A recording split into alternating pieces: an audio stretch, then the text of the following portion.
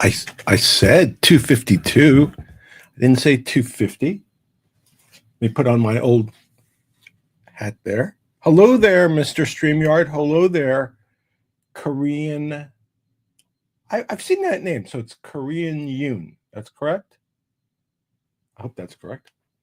And hello again, Mr. StreamYard, who's always here and my most ardent fan.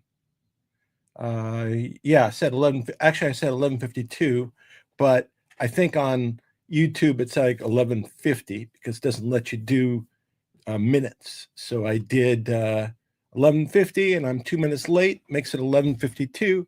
That's where we go. So I'm gonna wait like I don't know 5 seconds. Hello, Renee. Nice to see you. And there's Wicked M's, right? Wicked M's or Wicked Ms. I don't know how you do, but greetings to you also. I have been seeing stuff over the recent days. Hello, Middle Ground, also, and Gary.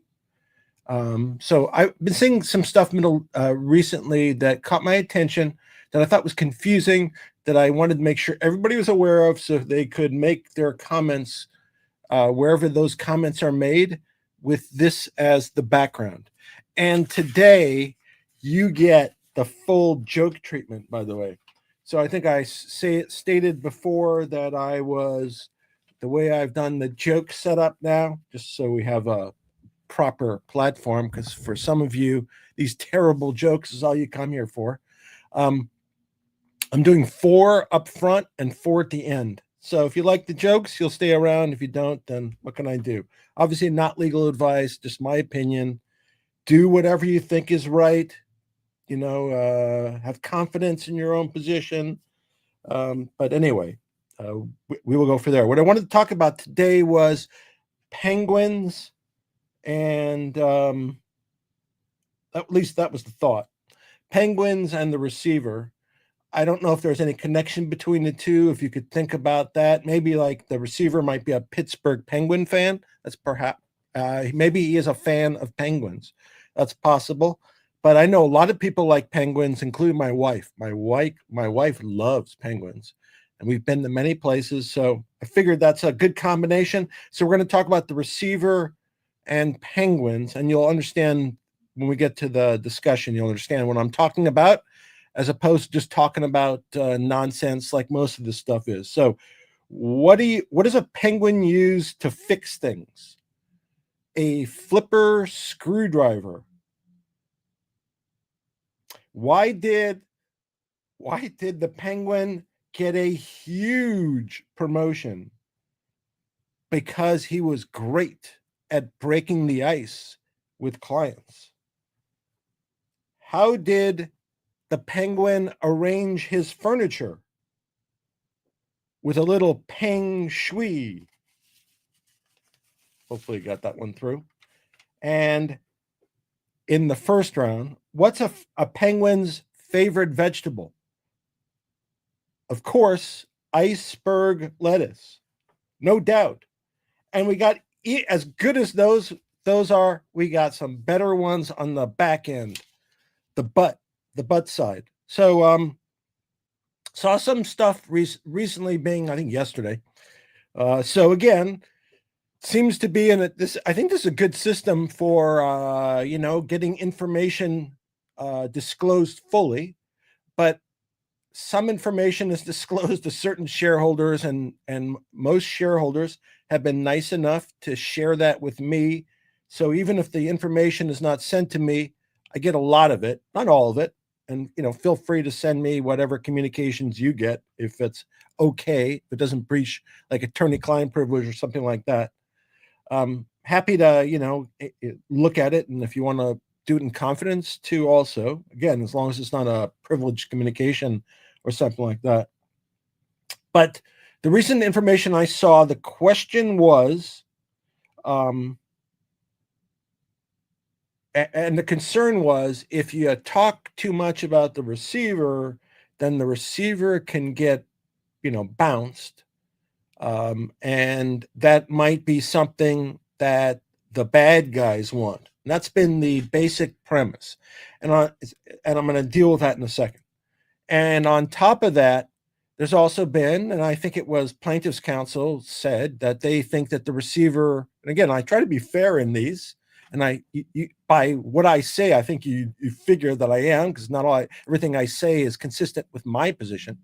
But the plaintiff's counsel, which is Alex and Chet in Vegas, recently they stated that, at least according to what I saw, that the receiver has done a really good job, but they also expressed concern that if you speak out too much about the receiver, then that could be used against them and whatever. So, so now in my mind, and I've stated this before, and by the way, I think they've done a really good job. So they represented plaintiffs, just to kind of give you background. They represented plaintiffs.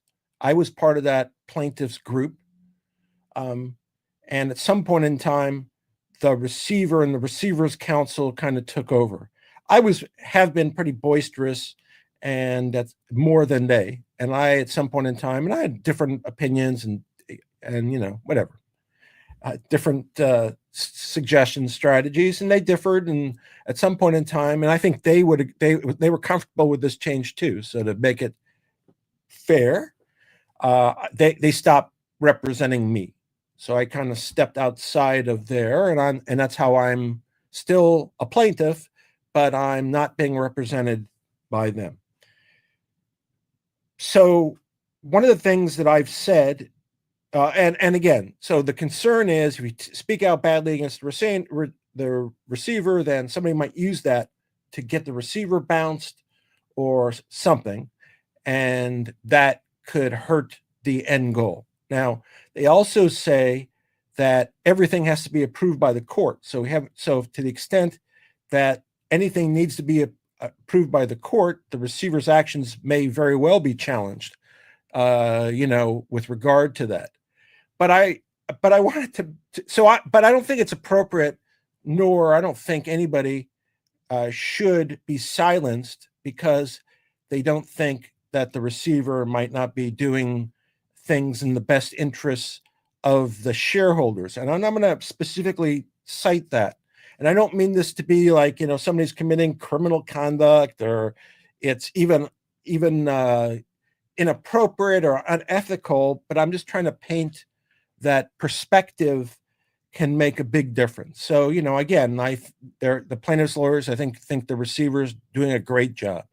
They at least have expressed that, at least in a writing I saw. That's what they expressed. And I've been careful, and if you notice, I hope you notice, many times I distinguish between my critique of the receiver and the receiver's counsel about what they do and strategy, etc.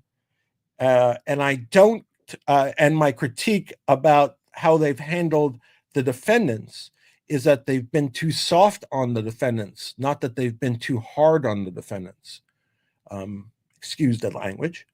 And if in fact the concern is that someone, I think that my concern would be somebody like Reichman would come in and express concern about the receivership. I've been clear that those guys have gotten treated with kid gloves. So those are the last people in my mind that should have any reason to contest what the receiver has done to date, because the receiver has bent over backwards. And I pointed out, suggested strategies that they elected not to press that I think would have imposed a much more aggressive position vis-a-vis Reichman's. But they elected not to do that. So the extent that all those guys come back and said the receiver hasn't treated them fairly, and that's why you shouldn't speak about it, I just don't think that makes any sense. And about questioning the activities and what they've done and how they've gotten paid, etc., or their dealings with regard to a deal, I think that's perfectly appropriate because it's going to happen in front of the court anyway, because they've said that, because everything has to get approved by the court. So I don't really understand the position about not wanting to press against the receiver because you don't agree with his business practices or his legal calls. It has nothing to do with taking an unreasonably restrictive position with regard to the defendants. It's the opposite. So I don't believe the argument doesn't hold weight for me. But I'm going to take it one step farther. But those who are expressing themselves online or whatever, who ask, should you contact the SEC or should we do this or that?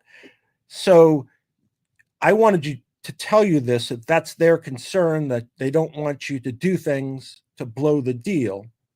And that's their ultimate concern, or at least that's expressed concern. So maybe when you're making comments, you should keep that in mind. I'm not telling you what to do, but maybe you should keep it in mind. That's kind of the other message.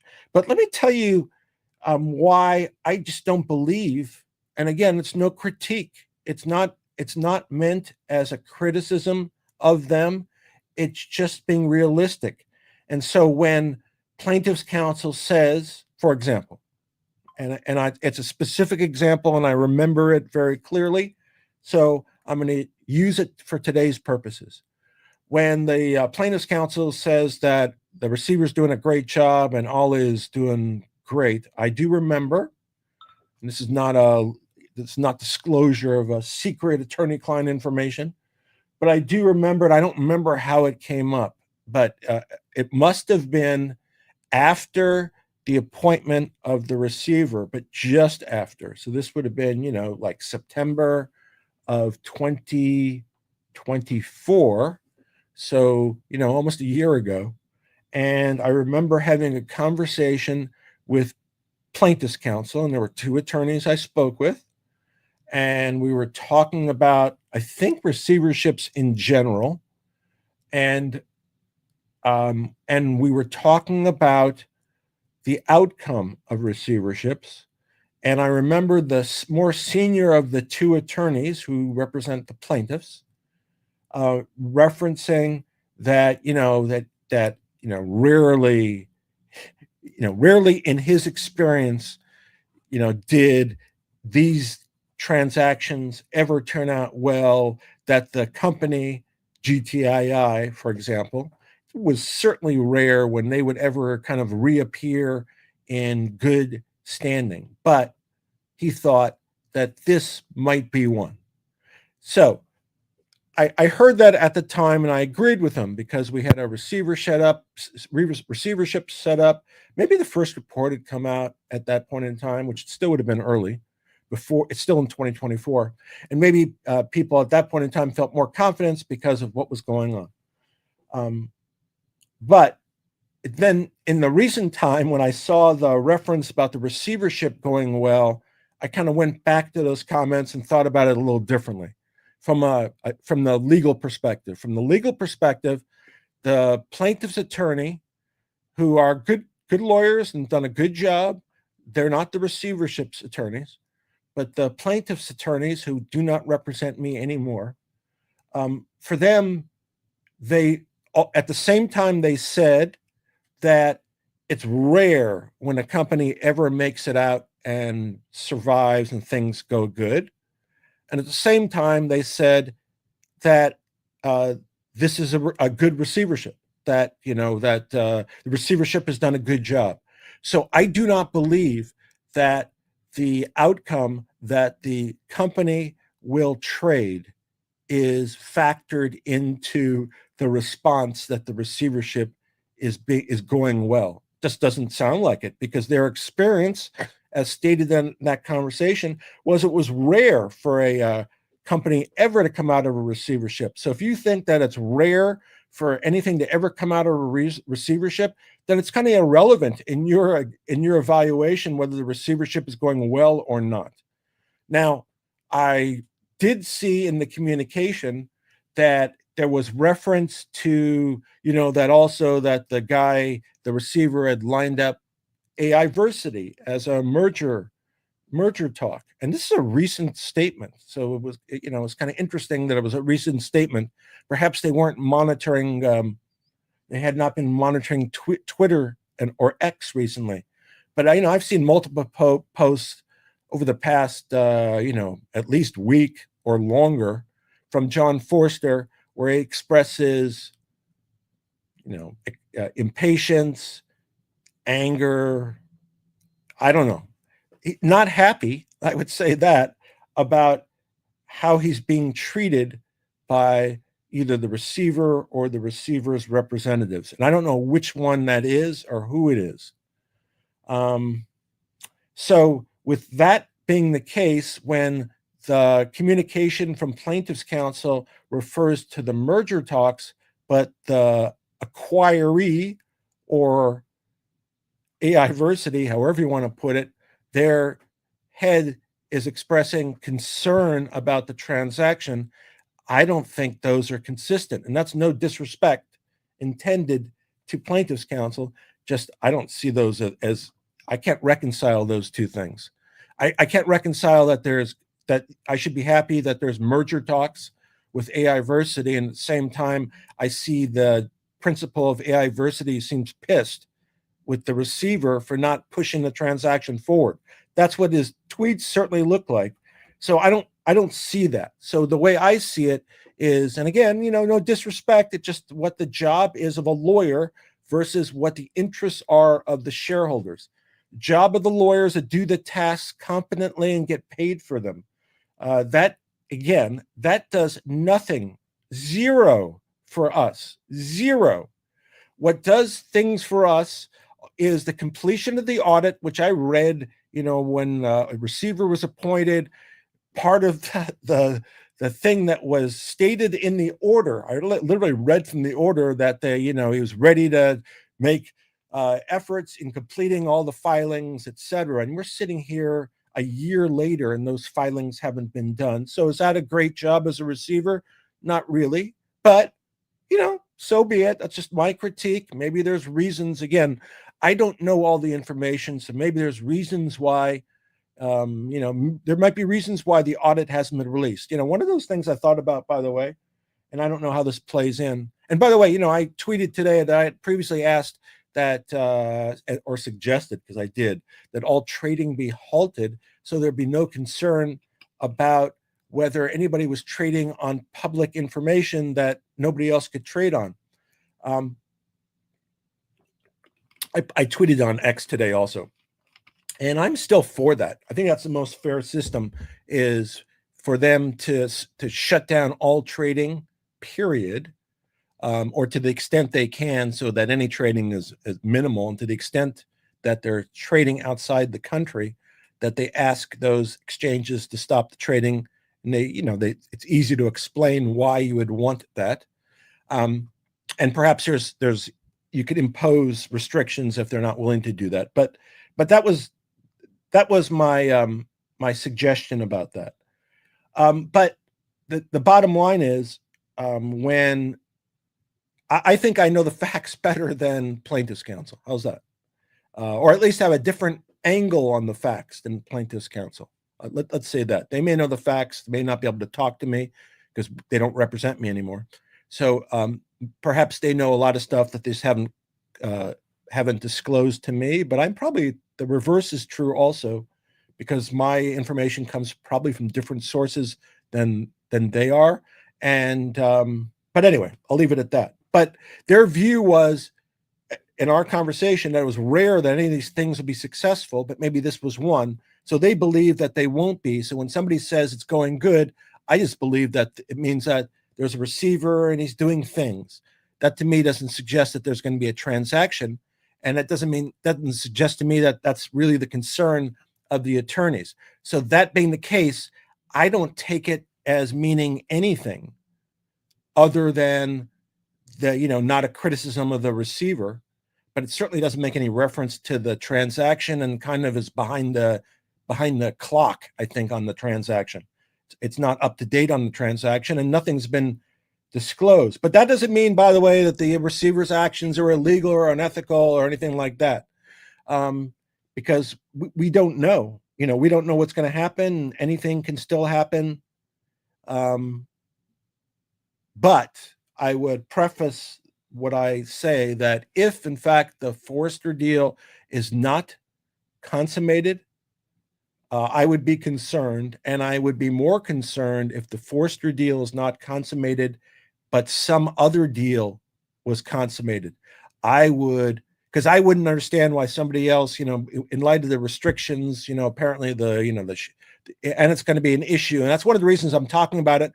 So there can't be any claim that nobody knew about anything, and that when it's brought up, because what's going to happen at some point in time is if the receiver recaptures a bunch of shares, I know I'm going to object, but there's probably others that'll object. And I don't want to be in the position that, like at the time, that somebody could say they didn't know. And the only reason I object is I can't see anybody who would legitimately do this deal if they were bound by 18 million shares that you had to bring on the receiver as the number one shareholder.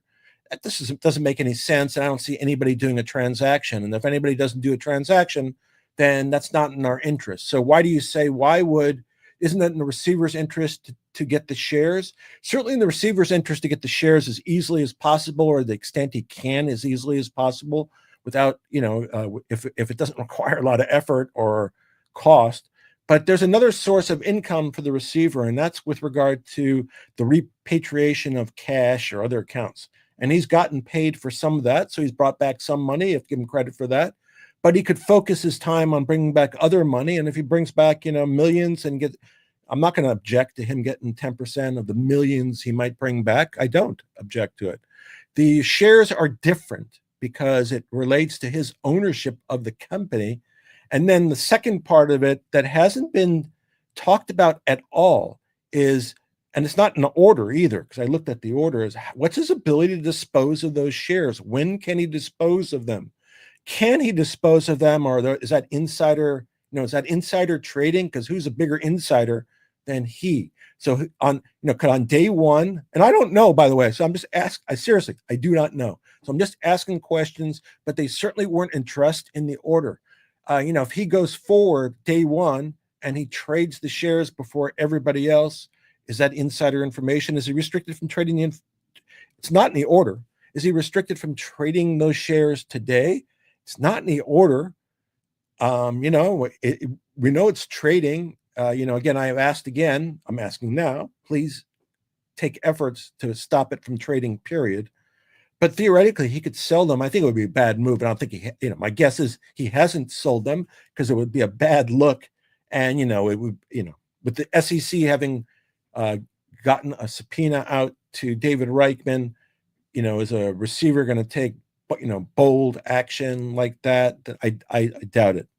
And I know I was going a different direction, but let me kind of address that also about the audit. So I mentioned, we've been waiting for a year for the audit.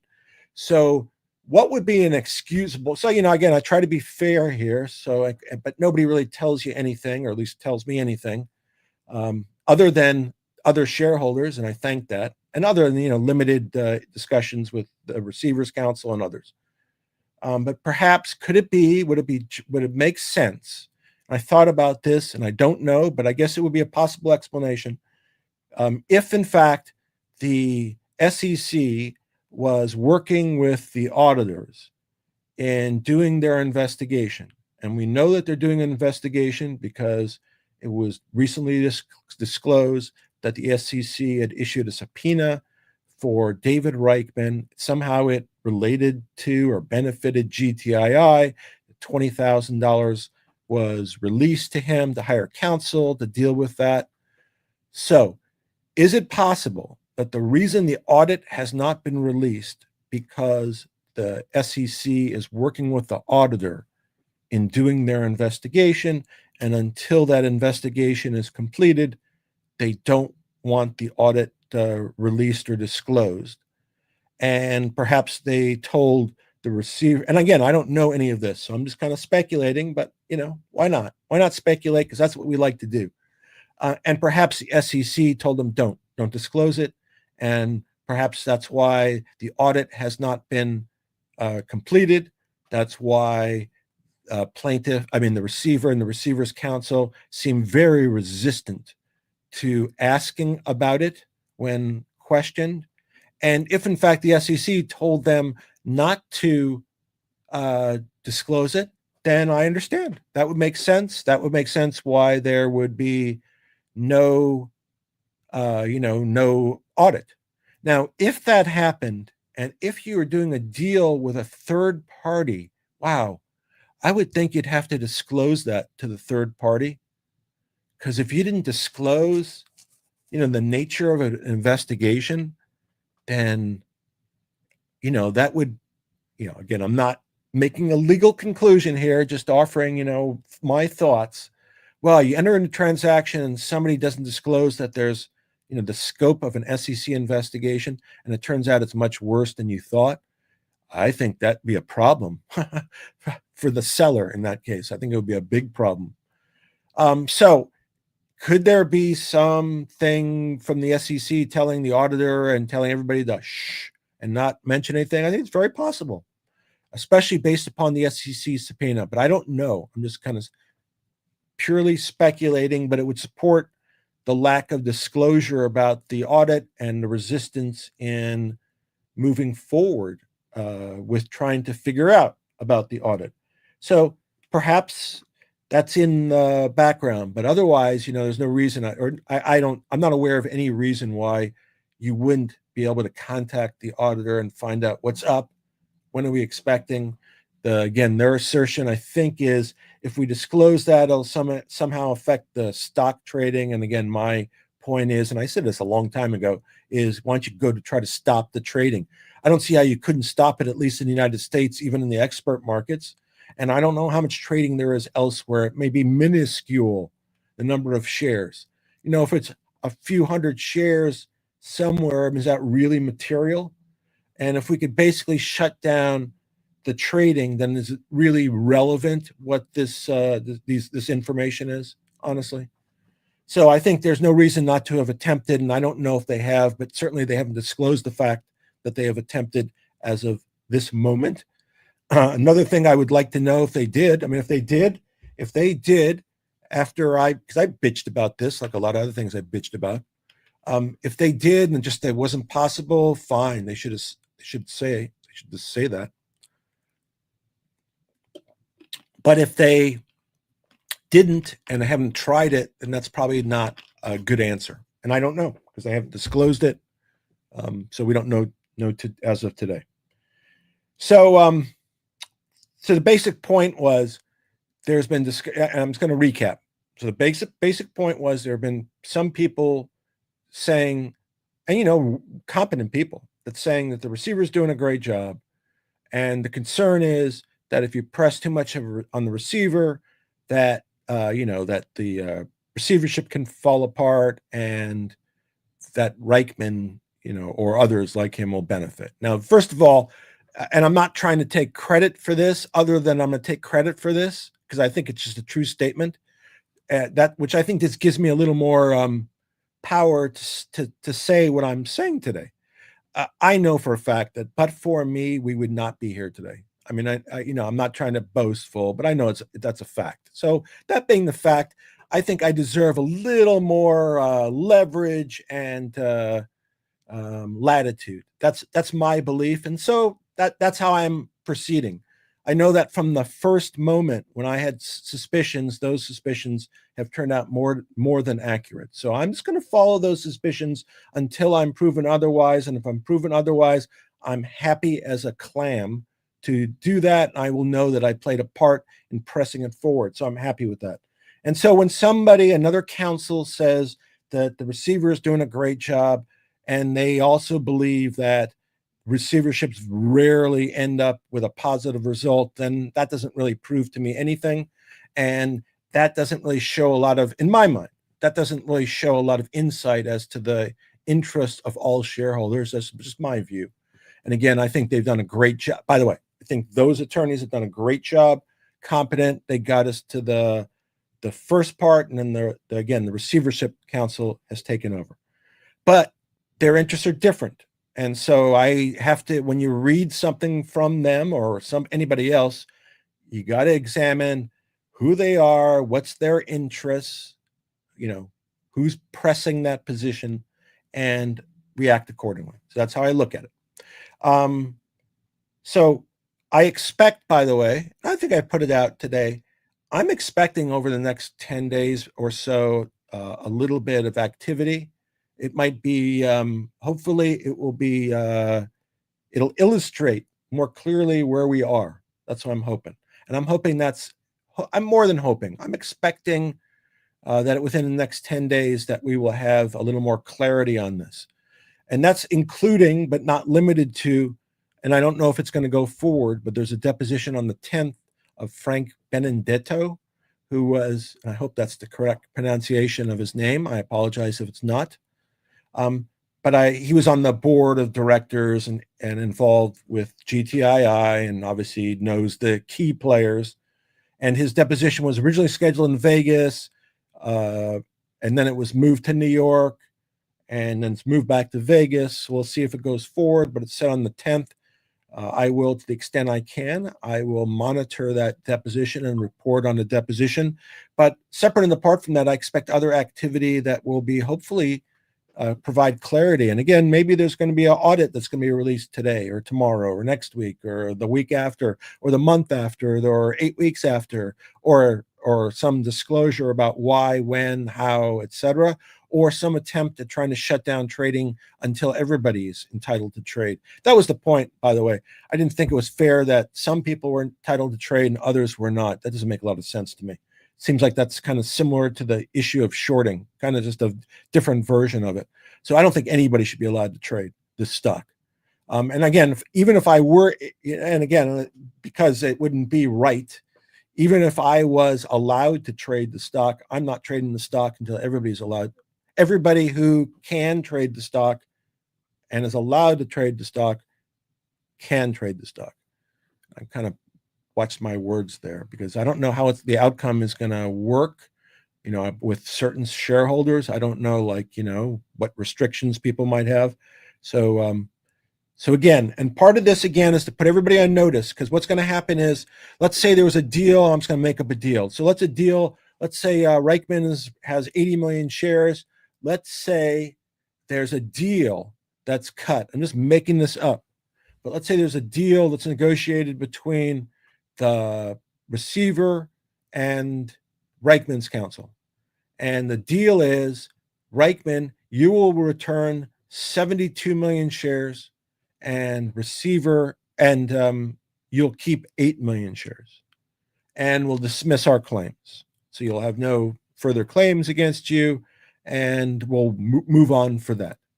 And, for the receiver, for various reasons, that might be a very palatable deal. Because from the receiver's perspective, and I just want to lay it out so you can think about this when time comes, if something like this happens. From the receiver's perspective, on the current setup, if Reichman came to him and said, here's 72 million shares, the receiver gets 7.2 million shares. That's the way it's set up. Plus, there would be legal fees that would be paid to counsel for the receiver. And then Reichman would end up with kind of the same amount of shares as the receiver. And then that would be repeated as to other entities or whatever. So from the receiver's perspective, if the receiver can easily negotiate, and he hasn't to this point in time, but you never know. But if the receiver can easily negotiate it, then why not? And the receiver's response could be, and I think they've referenced it already. I think they kind of set this up a little bit. They've referenced that, the receivership is low on assets and cash, etc. My retort to that would be part of that, the low in cash, is my guess, is part of that is because you paid for a bunch of attorneys to prepare reports you should have prepared. That's one. Alternatively, you took a strategy that burned a lot of cash. That was the wrong strategy. And that's not our fault. That's your fault. And again, I don't know how it turns out because I haven't seen the billing records. I've asked multiple times to see redacted versions of the billing records, but I have not been provided them to date. Redacted meaning that all the entries, all the information other than this is what was paid for reports. That's all I was interested in. Because I wanted to see, I don't know the number of how much in legal fees has been paid to date. It could be in the hundreds of thousands of dollars. If it's in very well, and if it's in the hundreds of thousands of dollars, and 80% of that is preparing BS reports, and that's my language, then that would be not really, it wouldn't make me very happy. So that's why I asked for the billing invoices, which have not been provided to date. And I've asked for the redacted versions, because sometimes the argument can be that if you ask for billing statements, that you're asking for attorney-client or work product information. That's all privileged. But I told them to redact every entry but the amount, the time and the amount for preparing the reports. That I don't think is protected, especially from shareholders.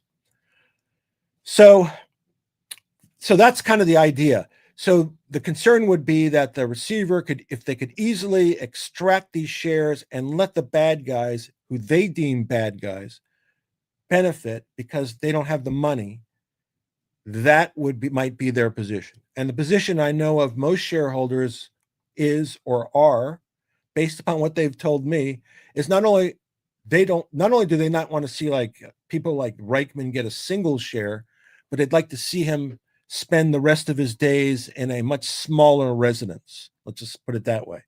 So those are different. That's a different interest than I think the receiver would have if they do what I just kind of did, where as opposed to going like balls to the wall to put these guys where they say, again, all I'm basing this on is on the receiver's reports, where basically, they excoriate people like Reichman in like hundreds of pages with exhibits and evidence, creating a scenario to some that sounds worse than Bernie Madoff, at least the way the receiver portrayed it. Now, apparently he's okay at, might be okay at cutting a deal. And we understand why, that he would benefit from that according to the current arrangement. Now, of course, that current arrangement, and we weren't, and I'm speaking for myself, I wasn't aware of that extra 150 million shares that might be available. But again, in Nevada, his compensation is still going to be governed by a reasonableness standard. And whenever he comes before the court, I'm sure I will not be the only one raising that argument. And to the extent anybody else has that argument and they have local counsel in Las Vegas who wants to object on any kind of fee applications, that's something that would probably be very valuable, at least to take a look at. And again, I'm not contesting the actions or at least at this point in time, I'm not gonna, I've pointed out numerous issues, but again, I'm waiting to see how it plays out. Things might work out wonderful. I'm just pointing out things as we go, and that different perspectives can give you they could tell you something and they could mean it, but it may not mean what you think it is. And again, I use the example about having the belief and understanding that most receiverships will end up in the toilet, so that when you say that the receiver is doing a good job, that has nothing to do with the transaction going forward.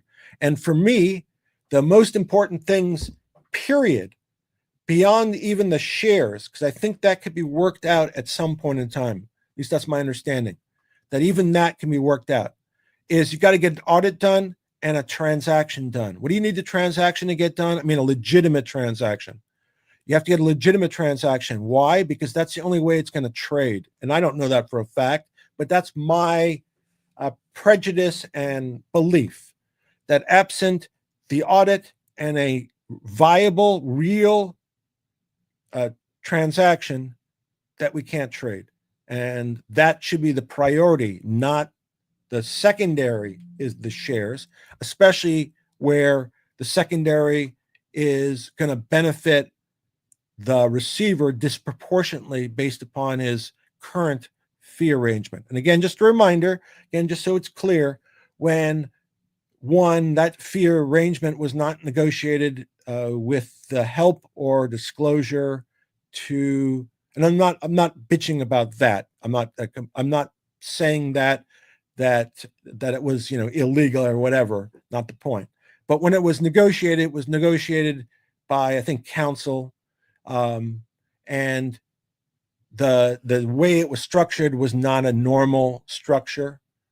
I don't believe that plaintiff's counsel who helped negotiate it was aware of the 180 million shares. I think, like, as I mentioned, what they were aware of was there were 65 million, and I'm rounding numbers. There were about 65 million shares that were kind of these mysterious shares that were issued like in a January 2023 or 2024, when Luke Rabari came in at some point in time before his departure. He canceled like 35 million shares of that. So it left about 30 million shares. So in my mind, at the time that that fee arrangement was entered into, only those 30 million shares were really at issue. So that's a lot different than 180 million shares. So that's 3 million versus 18 million. I mean, that's 6x what the expectation is. So I don't really consider that to be the same kind of deal. So the receiver is going to do whatever he does. He's going to make an application for payment or the transfer of shares. If you don't feel that payment or transfer is appropriate, then you should do what you need to do. The second issue, again, that hasn't been dealt with and perhaps should be dealt with when the next fee application is, because I think it's relevant, is his disposal of those shares, because he already has 1.5 million shares. So when is he able to dispose them? He certainly shouldn't have a priority over real shareholders, you out there, all you millions out there who are watching this live stream. I think you all agree that the receiver shouldn't be able to sell his shares before you. I mean, if you disagree, you should say it and should whatever, but he certainly should. And my concern about that would be what happens. This is the situation I'm thinking about. So, and this hasn't happened. So this is just me thinking about this. So what happens if tomorrow we find out that GTII is trading again and everybody can trade? But before we can trade, the receiver, who knows that before we do, he dumps all his shares. And what happens when somebody sells like 18 million shares, like 10% of the float? You can imagine what the impact on the stock would be. And if somebody knows, because, maybe somebody might find out, somebody at a brokerage where this transaction occurs might tell someone. So if you think someone's going to sell 18 million shares, wow, what a great time to short the company. And you could completely knock and destroy the company's stock. So there is no definition at that point in time. And this is separate and apart from his total compensation. So that this is, even if he gets shares, no matter the number, when is he able to dispose of them? I mean, there should be certain restrictions. And again, he should have no better position than any shareholder. And in fact, my belief is he's an insider, and there should be, and again, I'm not an SEC lawyer, so I'm just speaking out loud, just kind of throwing out stuff.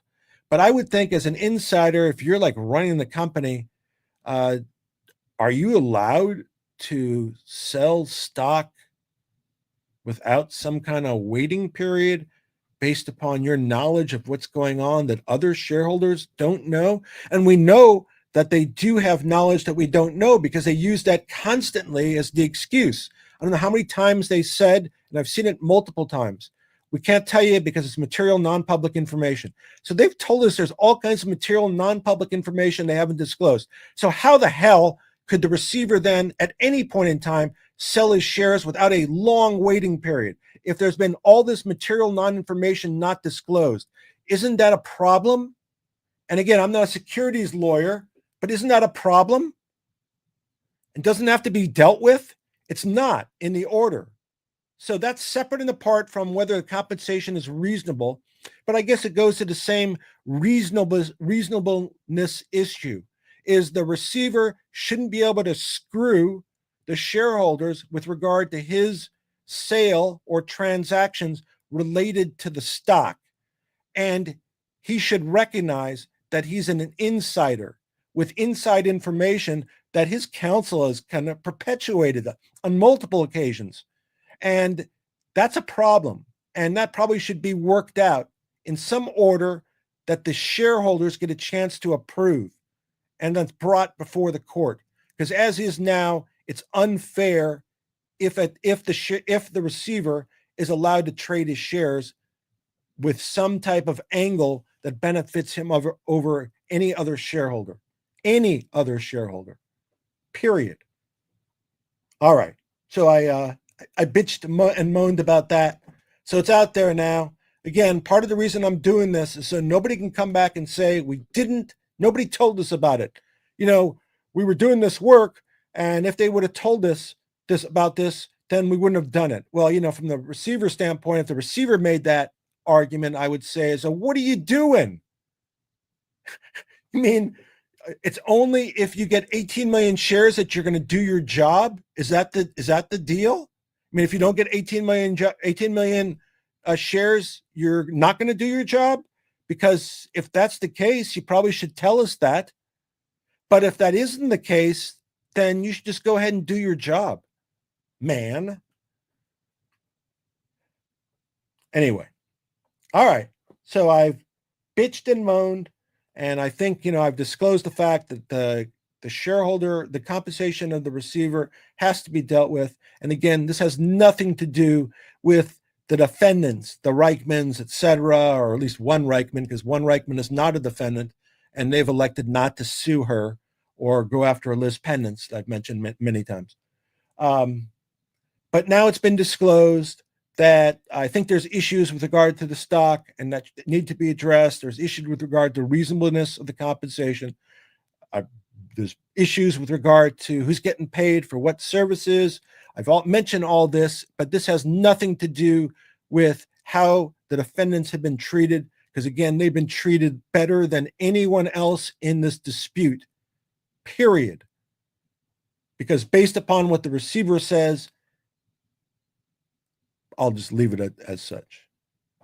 So that's about all I had to say. I just wanted to put it all in context. So when you hear somebody talking about the quality of the receiver's works, you understand that doesn't necessarily correlate with the interests of the shareholders. And again, the most important things that need to be done, in my opinion, maybe it's otherwise, but kind of consistent with what we were told, was the audit was absolutely required, because without the audit, you couldn't trade this thing.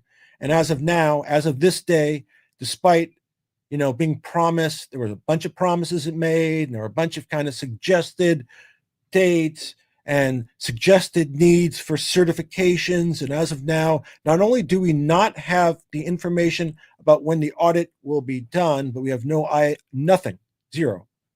And again, I framed a possible angle. Maybe the SEC is involved and they're telling them not to disclose it until they complete, maybe that would be it. Maybe that would make sense. So let me premise that a little bit on this. So what happens if the SEC, this would make sense to me. The SEC sends out a subpoena. They know about the audit. They have the audit information. They've completed the audit, but they issue a subpoena to Reichman for the same information. And they ask Reichman to provide the same information. And they get to compare the information, or it might be a deposition at some point in time also, but they get to compare the information that he provides to the information that the auditor has.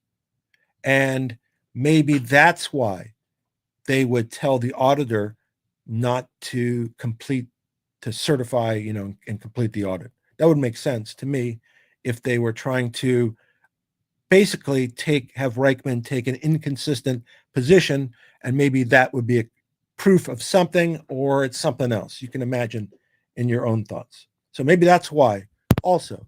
And again, that would explain why the audit wouldn't be complete, why they can't talk about it. But again, that's just pure speculation, because I really don't know.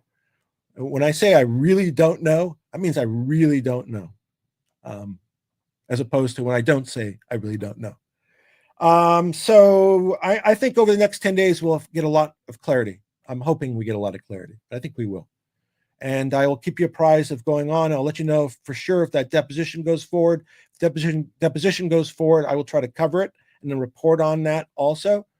And if I hear about other things that are filed or other news or something like that, I will let you know. And that's all I got. Now, the last four I promised you, four on going out. So here's my four going out. What do you call a penguin, unfortunately, with no eye? Penguin. That's a penguin with no eye. Why don't penguins fly?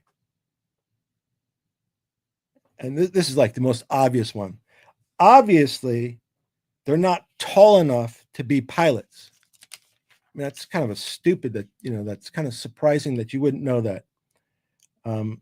If you think that swimming with dolphins is expensive, try, and I did this once. One time I did this. Try swimming with sharks. That'll cost you an arm and a leg.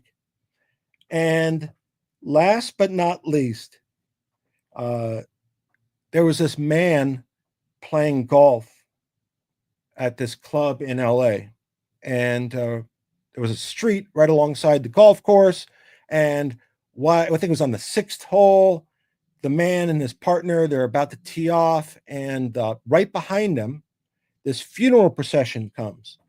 That it kind of goes slowly by. And as it goes by, the man who I'm referring to, he turns, he bows his head, he removes his cap, he becomes very quiet and still. His playing mate turns to him and says, "Wow, that is the most respectful thing that I have ever seen in my life." The man turns to his playing partner and says, "Well, we would have been married 36 years as of next Thursday." I will leave you with that. Hope to talk to you soon. Hope all of you are well. Take care of yourself. Again, do whatever you think is best. All of my stuff is just opinion, and that's all it is. Hope you're all well. Take care. We'll see you. I'm sure we'll talk again during the week. I'm positive. Take care. Have a great day. Have a great Sunday. Watch some football.